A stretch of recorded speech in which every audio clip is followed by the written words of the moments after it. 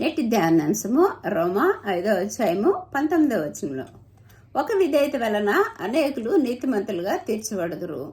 కాబట్టి యేసుక్రీస్తు ప్రభువారు విధేయత చూపించడం వలన మనకి పాపానికి క్షమాపణ దొరికింది. ఆ విమోచన ద్వారా మనకి కృప లభించింది.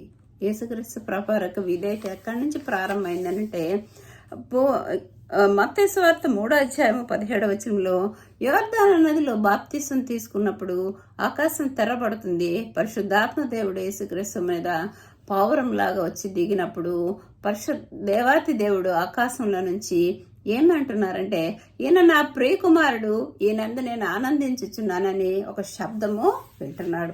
అప్పుడు విధేయత చూపించి యేసుక్రీస్తు ప్రభువారు దేవాది దేవునికి కృతజ్ఞతాస్తుతులు చెల్లించి ఆనందించారు.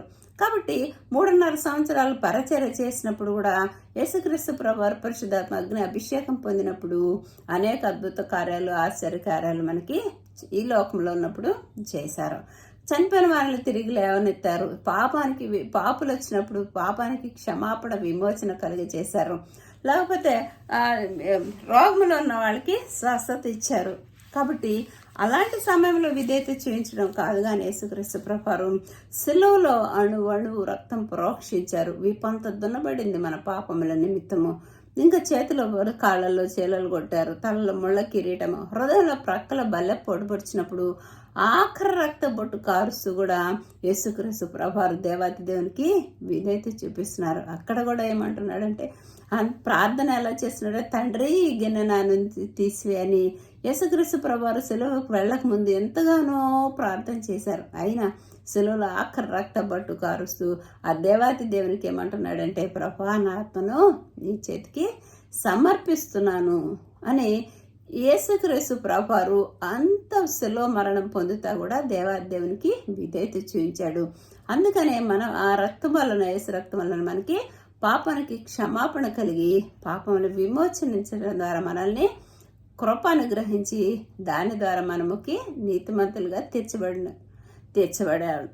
కాబట్టి రోమా 5వ అధ్యాయము 16వ వచనంలో ఏమంటారంటే, కృపావరమైతే అనేకమైన అపరాధముల వలన వచ్చినదే మనము మనుషులు నీతిమంతులుగా తీర్చడానికి కారణమైంది అంటున్నారు. కాబట్టి సిలువలో ఎలాంటి పాపములు అయినా సరే క్షమాపణ దొరుకుతుంది.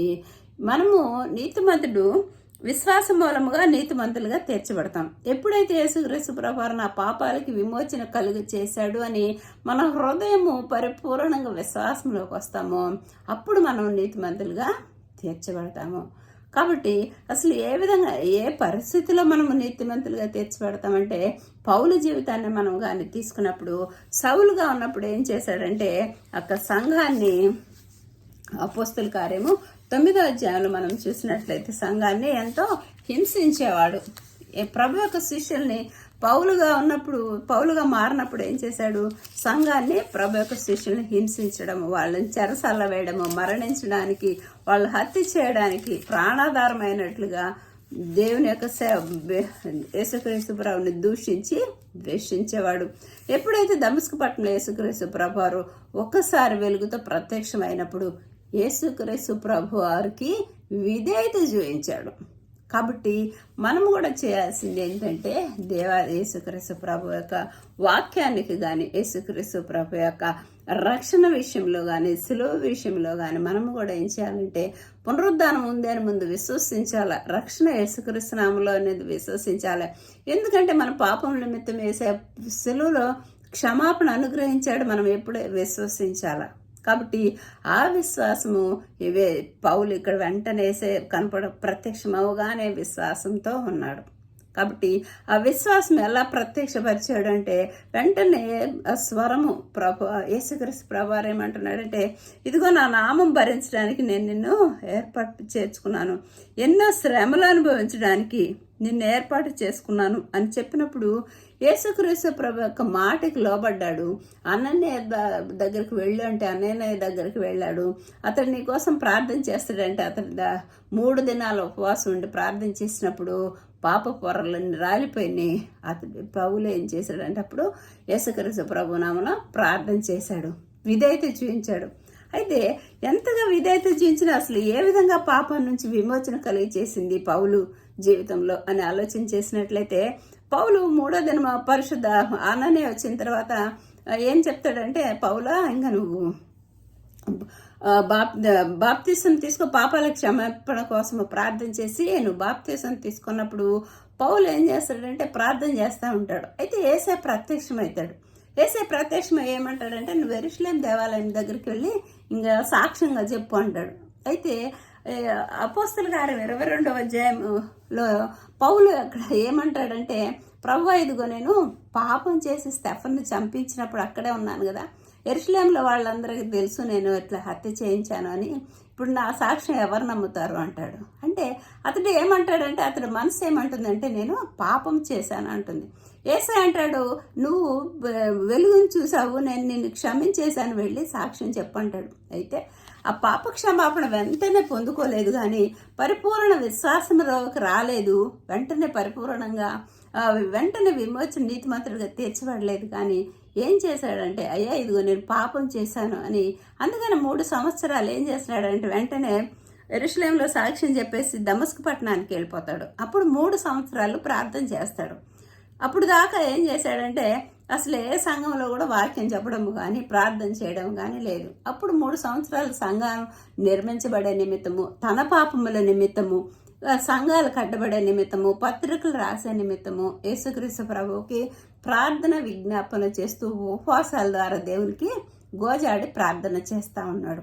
అలా ప్రార్థన చేస్తున్నప్పుడు అప్పుడు 3 సంవత్సరాలు ప్రార్థన చేసినప్పుడు పరిశుద్ధాత్మ హృదయంలో ఉన్న పరిశుద్ధాత్మ దేవుడు ప్రతి పాపములను అతన్ని ఒప్పించాడు. అందుకనే యోహాను సువార్త 16వ అధ్యాయం 8వ వచనంలో ఏమంటాడంటే,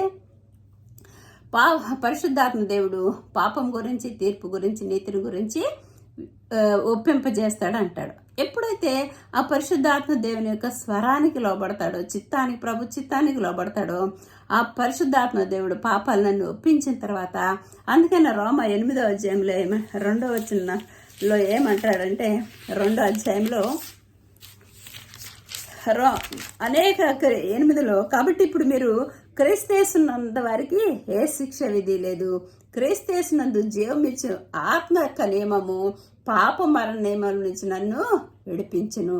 ఎప్పుడైతే హృదయంలో ఉన్న పరిశుద్ధాత్మ దేవుని యొక్క స్వరానికి, చిత్తానికి ఎప్పుడైతే లోబడ్డాడో, నా పాపముల నిమిత్తము యేసుక్రీస్తు ప్రభువారు శిలువలో విమోచన కలిగి చేశాడు కాబట్టి ఇంకా నేను పాపం నుంచి విమోచించబడ్డానని పరిపూర్ణంగా విశ్వాసం వచ్చింది. అందుకని ఏమంటాడంటే, అసలు ఎప్పుడు పొందుకున్నాడు కృప అనే ఆలోచన చేసినట్లయితే రోమా 5వ అధ్యాయంలో రాశాడు, విశ్వాసం మూలముగా నీతిమంతులుగా తీర్చబడ్డాడు అంటాడు. అంటే మనం చేయాల్సింది ఏమీ లేదు, హృదయంలో పరిపూర్ణ విశ్వాసం, నా పాపముల నిమిత్తం యేసయ్య శిలువలో మరణించి తిరిగి లేచి మనకి రక్షణ నిత్యజీవం అనుగ్రహించాడని పరిపూర్ణ విశ్వాసంలోకి రావాలి. అయితే ఆ విశ్వాసం వచ్చిన తర్వాత మనల్ని ఏమి చేయాలి అంటున్నాడు అని ఆలోచన చేసినట్లయితే రోమా 5వ అధ్యాయము 2వ వచనంలో ఏమంటాడంటే, మనము ఆయన ద్వారా మనము విశ్వాసము వలన ఈ కృపయందు ప్రవేశము గలవారమై దానిలో నిలిచి ఉండి.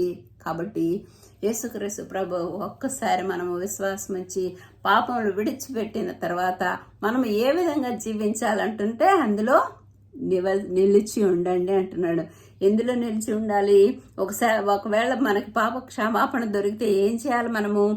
రోమా 6వ అధ్యాయము 22వ వచనంలో ఏమంటాడంటే, అయినను ఇప్పుడు పాపము నుంచి విమోచించబడి దేవునికి దాసులైనందున పరిశుద్ధత కలుగుటే మీకు ఫలము, దాని అంతము నిత్య జీవము.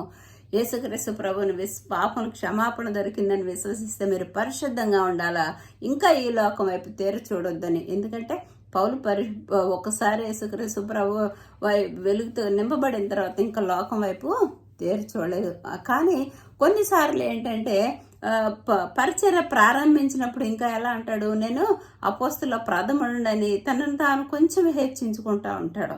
అందుకని యేసుక్రీస్తు నేను పేతురు వాళ్ళ దగ్గరికి వెళ్ళి ఏం చేస్తున్నాడంటే, నేను కూడా మీకులాగా అపోస్తులనే అని అలా తనను తాను హెచ్చించుకుంటూ ఉన్నప్పుడు కానీ తిమోతి సంఘంలో అభివృద్ధి చెందుతూ ఉన్నప్పుడు తనను తాను తగ్గించుకొని దేవుని నామాన్ని హెచ్చించడం మొదలుపెట్టాడు. అందుకనే 13-14 సంవత్సరాలు అయిపోయిన తర్వాత కానీ అప్పుడేమంటున్నాడంటే పౌలు, ఇదిగో పాపులలో నేను తిమోతికి రాస్తా అంటాడు, పాపుల్లో నేను ప్రధానుని, ఆయన కృప చేత మాత్రమే నేను తన పరిచర్యకి నమ్మకంగా నన్ను ఎన్నుకున్న వానికి కృతజ్ఞతాస్తుతులు చెల్లించుతున్నానని తనను తాను తగ్గించుకుని యేసుక్రీస్తు ప్రభు నామాన్ని హెచ్చిస్తా ఉన్నాడు.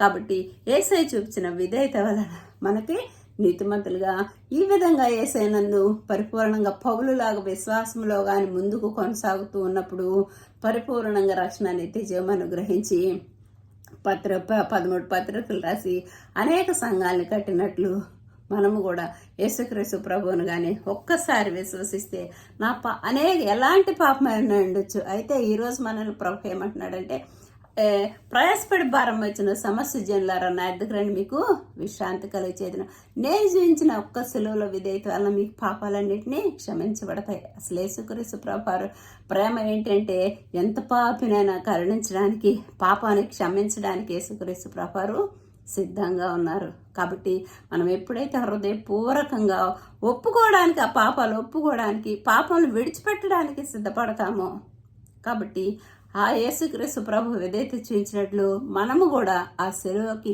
ఆ క్షమాపణకి, యేసయ్య జీవించిన కృపకి విధేయత చూపించి దానిలో నిలిచి ఉన్నప్పుడు మాత్రమే రక్షణ నిత్యజీవము పొందుకుంటాము. ఆ రక్షణ నిత్యజీవం పొందుకోవడం కాదు, కానీ యేసయ్యని ప్రేమతో నా హృదయంలో కుమ్మరించమన్నప్పుడు మన జీవితం కూడా పరిపూర్ణంగా మారుతుంది. అందుకనే మదర్ తెరెసా ప్రార్థన చేసేటప్పుడు ఉదయకాల సమయంలో 4 గంటలు లేచి ప్రార్థన చేసేటప్పుడు, యేసయ్య నీ ప్రేమ నా హృదయంలో కుమ్మరించు అని ప్రార్థన చేసినప్పుడు తనను తాను మరచిపోయి యేసుక్రీస్తు యొక్క ప్రేమ మాత్రమే ఆ కుష్టి వ్యాధి వాళ్ళకి పరిచర్య చేయడానికి ఉపయోగపడింది.